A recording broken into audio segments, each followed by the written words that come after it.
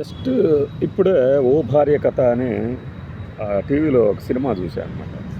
అది చూసిన తర్వాత మనకి 'గుంటూరు కారం' అంటే మనకి ఆ వైబ్స్, ఈ సినిమా ఎందుకు తీశాడు, ఈ సినిమా కథ ఏంటి అని, ఆ సినిమా వచ్చి సంక్రాంతి దాటిపోయి ఇంకో సంక్రాంతి వచ్చి వెళ్ళిపోయినా కూడా మన మహేష్ బాబు గారి అభిమానులు, కృష్ణ గారి అభిమానులు వెతుకుతూ ఉంటారు కదా, అలా రిజెంబ్లెన్స్ కనపడింది అనమాట. డైరెక్టర్ ఏమో మౌళి, అదేమో ఉషా కిరణాల movies, Atluri Ramarao executive producer. ఇందులో విచిత్రాలు, మనకి విశేషాలుగా చెప్పుకోవాల్సిన రమేష్ అరవింద్ ఉంటాడు ఇందులో. ఊర్మిళ ఫస్ట్ మూవీ, ఏది రంగీలా ఊర్మిళ.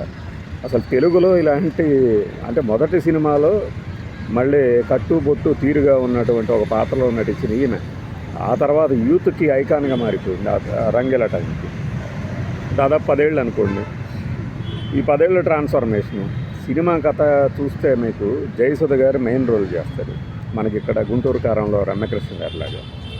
పెద్ద కొడుకు అంటే చంద్రమోహన్ కొడుకు ద్వేషిస్తాడు తల్లిని, మన మహేష్ బాబు లాగా. ఇందులో కూడా భర్త బతుకుండగానే వేరే ఆయనకి భారీగా నటిస్తాడు. ఎందుకు నటిస్తారంటే డబ్బు కోసం అని చెప్పి మన చంద్రమోహన్ పంపిస్తాడు. ఆ తర్వాత ఒక చిన్న వాగ్వాదంలో అవమానించాడని చెప్పేసి జయసుధ చనిపోతే శరత్ బాబు గారు తాను చేసిన తప్పును తెలుసుకొని, ఈ తప్పుకి శిక్ష లేదంటే పరిష్కారం ఏమిటి అంటే తాను చనిపోతే అన్న ఆ భర్త దగ్గరికి చేరదీస్తాడని చనిపోతాడు. కానీ ఈలోపు ఏం చేస్తారంటే చంద్రమోహన్ తన భార్య ఎవరితోనో లేచిపోయిందనే ముద్ర వేయటం కన్నా కూడా చచ్చిపోయింది అని చెప్తే పరువుగా ఉంటుందని చెప్పేసి పిండాలు పెడతారు. అలా పిండాలు పెట్టడం చూసిన ఈమె చనిపోవడానికి రెడీ అయినప్పుడు శరత్బాబు తీసుకునే. కానీ తన తండ్రి బతికించడం కోసం తన భార్యలాగా ఉన్న జయసుధ గారిని నటించడానికి ఒప్పిస్తాడు శరత్బాబు. ఇక ఆ తండ్రి కోసం అని చెప్పేసి ఈమె అక్కడే ఉంటుంది, ఒక జర్నలిస్ట్గా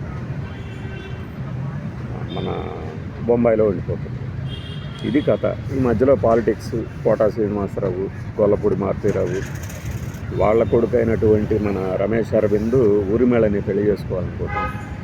ఈ సీన్లన్నీ చూసిన తర్వాత ఏంటంటే ఖచ్చితంగా 'గుంటూరు కారం' సినిమాని ఇన్స్పైర్ అయ్యి ఉండొచ్చు. బహుశా అప్పట్లో ఈ త్రివిక్రముడు ఏ ప్రొడక్షన్ డిపార్ట్మెంట్లో ఉన్నారో, ఏ అసిస్టెంట్ డైరెక్షన్ డిపార్ట్మెంట్లో ఉన్నారో కూడా తెలుసుకోవచ్చు. పాటలు వచ్చేసి బాలసుబ్రహ్మణ్యం గారే కంపోజ్ చేశారు దీనికి. అదొక విశేషం. 1988 అక్టోబర్లో వచ్చింది. సో ఈరోజు చూసిన వాళ్ళందరికీ నేను చెప్పిన పోలిక కరెక్టే కదా అనిపిస్తుంది.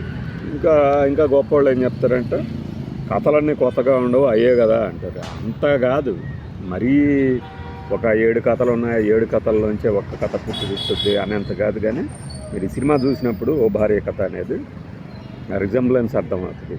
ఒక క్యారెక్టర్ని పెంచి ఇంకొక క్యారెక్టర్ని చంపేసి కొన్ని క్యారెక్టర్ని యాడ్ చేసి దానికి మన రమణగాళ్ళలాగా తయారు చేసి వదిలితే ఎలా ఉంటుంది అన్న ఊహ అలానే అనిపించింది. చూడండి, మీకు చూసిన తర్వాత నేను చెప్పింది కాస్తైనా సిమిలీ ఉందనేది అంగీకరిస్తారు. బై.